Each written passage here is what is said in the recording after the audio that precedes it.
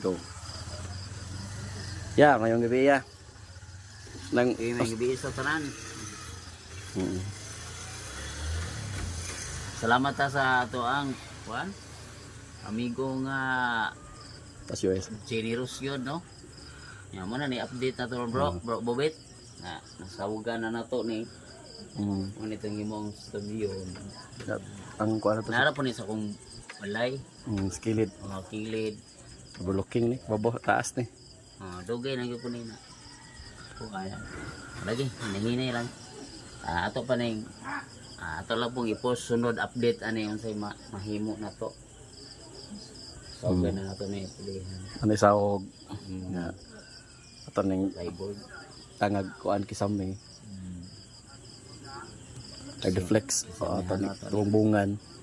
Anya ato ning Ugang patanay palit og mga materials. Sige lang oh, kay. bro nanay nap nanay kuan to nanay si Porlins og udugang plywood dito sa ubos. Salamat kayo bro ha. Sus. Din may ma-realize na inay. Tinuod ka plano mo jud nga maghimo pug studio. Unya. Nasugda na. Salamat kayo bro, Bobet. Salamat mo ko ni Brad Pan. Brad Fredo Bio. Bro Fredo, salamat kayo ha, bro. Sa inyong mga pagkakuan nyo sa inyong heart jud. Kinasing-kasing jud nga mga kanang Pagtabang. maghatag ba no sa blessing. Rawat. Pero salamat kayo. Ang Ginoo tabangan na to ni. Tinabangay ta sa pag sangyaw sa kamatuoran. Tabang juta sa pagtigom sa mga karnero sa itong Ginoo si Kristo. Tabangan to ang punto por punto, Father Darwin, kitang kamutanan, God bless yun. God bless kay di masayang ang ato ang budlay sa Ginoo kay tinuod maguning ato ang simbahan. Tanawag ko na itong simbahan, no? Makaingan ta, bro, bro Bobet, bro Fredo. Yes, kanang, makaingan ta ba nga, kung kining atong simbahan Katoliko, binuang pa ni, ato lang tanang bungbungan o lipak. Pero, tanawa na simbahan. Pati, kaingan ta nga, ang description diha sa Ezekiel 41, no? Kuan gyud sa atong simbahan, di ba? Detalyado kayo. Detalyado yung kayo. Kwadrado munggo, o kwadrado ang haligi. Ang gibag-on sa mga pila ka metros ang gibag-on sa bungbong. Ang mga kwadrado nga mga haligi, maamis ka ba ni katanaw nimo kini may templo sa Ginoo. Dili murag budiga kupras. Di ba? Kay naagi larawan sa kilid, di ba? Nindot kayo, di ba? Description mo gyud na.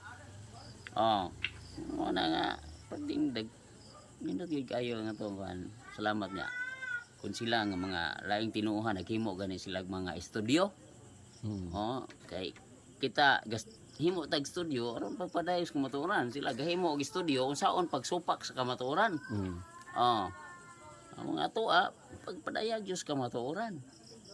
Bitaw nga di gyud sila mo basta-basta og hagit na to og debate kay kamatuoran naman daan ang atoa.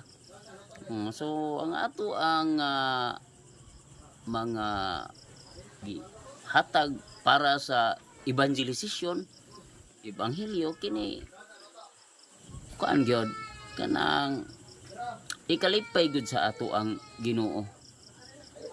Mabless ta ani kitang tanan kung sa mo ta ni kalibutan na nga ingon man kitong Ginoo nga tuaryo mga mansyon nato dito sa langit pero mitras naa pa tas kalibutan. Gamito na to ang atong panahon, ang ato ang treasure, ang ato ang talent sa pagpadayag sa kamatuoran. Bagay, kuan. Kanang atrasay, abanti gad, abanti. Ato ni bari yung utahan na niya. So mo na, Brad, Bobet, no? Og shout out po na to sila si Ma'am Rosemary Iyas diha sa Dipulog.